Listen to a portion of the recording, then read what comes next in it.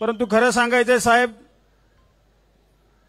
ही वेळ खरं तर माझ्यावर काँग्रेसनेच आणली। केलेले जे काम किंवा जी निष्ठा राखून मी ज्या पक्षामध्ये अनेक वर्ष काम केलं, त्या निष्ठेचं काहीच फळ माझ्या पदरामध्ये पडलं नाही, हे मला या निमित्तानं मुद्दामून सांगायचं। गेल्या अनेक वर्षापासून तुमच्या वडिलांपासून तुम्ही काँग्रेस रुजवली, वाढवली, किंबहुना तो विचार तुम्ही लोकांपर्यंत पोहोचवला। परंतु खरं सांगायचं साहेब, ही वेळ खरं तर माझ्यावर काँग्रेसनेच आणली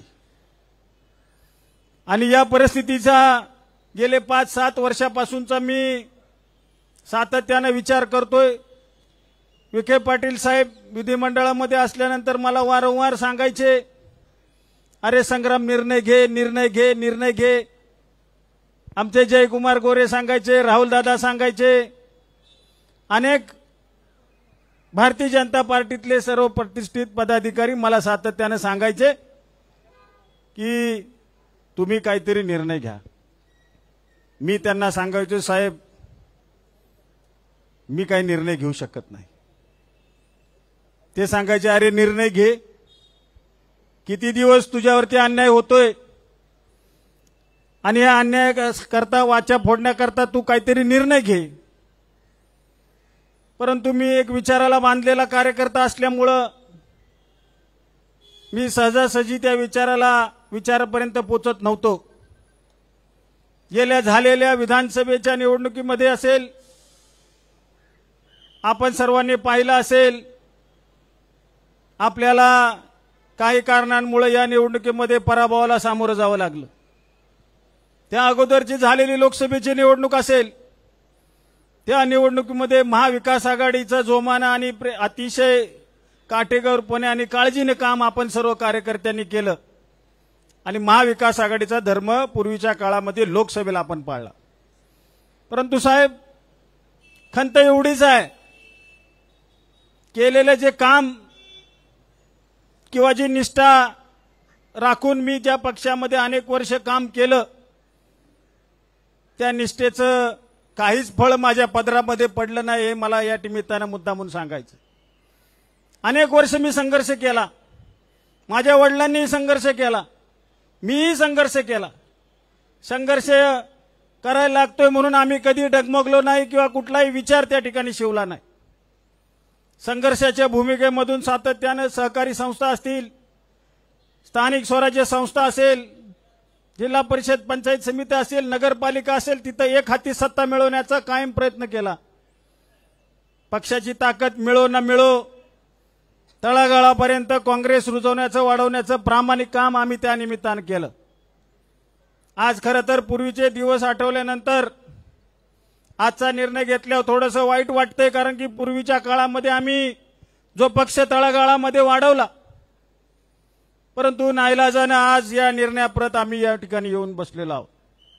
कार्यकर्त्यांची सगळ्यांची खंत होती, विचार होता। सातत्यानं निवडणूक झाल्यापासून प्रत्येक कार्यकर्ते मला येऊन सांगायचे, दादा आता काहीतरी निर्णय घेतला पाहिजे, आपल्याला काहीतरी बदल केला पाहिजे, आपल्याला विकासाच्या माध्यमातून कुठेतरी कास धरून आता कुठेतरी आपल्याला निर्णय घ्यावा लागणार आहे। मी बऱ्याच वेळेला त्यांना शांत बसण्याचं आवाहन करायचो, परंतु शेवटी माझ्या डोक्याच्या वर पाणी साहेब चाललं होतं आणि म्हणून सर्व कार्यकर्त्यांच्या आग्रहाखातर निर्णय घेत असताना भारतीय जनता पार्टी हा देशामधला 1 नंबरचा सर्वात मोठा असणारा पक्ष, या देशाचे पंतप्रधान आदरणीय नरेंद्रजी मोदी साहेब यांच्या नेतृत्वाखाली काम करत असणारा पक्ष, त्याचप्रमाणे या राज्याचे मुख्यमंत्री आदरणीय देवेंद्रजी फडणवीस साहेब यांच्या कुशल नेतृत्वाखाली महाराष्ट्राची चाललेली वाटचाल असेल, या सर्व गोष्टींना प्रभावित होऊन आम्ही साहेब आज हा निर्णय घेतलेला आहे। फडणवीस साहेबांचा तर माझा गेले अनेक वर्षाचा ऋणानुबंध आहे। आपण सर्वश्रुत आहात, म्हणजे राजकीय दृष्ट्या ज्या वेळेला मी राजकारणात नव्हतो तेव्हापासूनचा माझा संबंध आहे, परंतु राजकीय धागा पकडून मी कधी त्या ठिकाणी तिथं त्यांच्यापर्यंत पोहोचलो नाही। कामाच्या निमित्तानं ज्या ज्या वेळेला साहेबांकडे मी गेलो, त्या वेळेला कुठल्या पक्षाचा आहे म्हणून नव्हे, परंतु ग्रामीण भागातील एक आमदार आहे, त्यांच्या अडचणीचे प्रश्न सोडवले पाहिजेत या भावनेतून फडणवीस साहेबांनी मला अनेक वेळेला वेळोवेळी मदत त्या निमित्ताने केलेली आहे. आणि म्हणून अतिशय चांगल्या पद्धतीचं काम फडणवीस साहेबांचं मी जवळून पाहिलंय. एकदा शब्द दिला की तो शब्द कधी त्या ठिकाणी पडू न देणारं नेतृत्व आहे. पाटील साहेब, आपण देखील या व्यासपीठावर आपल्या वडिलांपासून माझे वडील असतील, जुना ऋणानुबंध प्रवास आहे. आपल्या वडिलांच्या काळामध्ये आपले वडील आणि माझे वडील एकत्रितरित्या त्या काळात काम केलेलं आहे आणि जुना संबंध आहे. तुम्ही बऱ्याच वेळेला मला सांगायचा, परंतु शेवटी कुठल्या ना गोष्टीची कधी ना कधीतरी वेळ यावी लागते असं म्हणलं तर वावगं ठरत नाही. आज बावनकुळे साहेबांच्या प्रमुख उपस्थितीत, त्याचप्रमाणे आज चव्हाण साहेब हे सुद्धा पूर्वीच्या काळात सार्वजनिक बांधकाम मंत्री असताना त्यांच्या माध्यमातून सुद्धा अनेक कोट्यवधीचे प्रश्न कामे मार्ग लावण्याचं काम त्या सर्व मंडळींनी केले.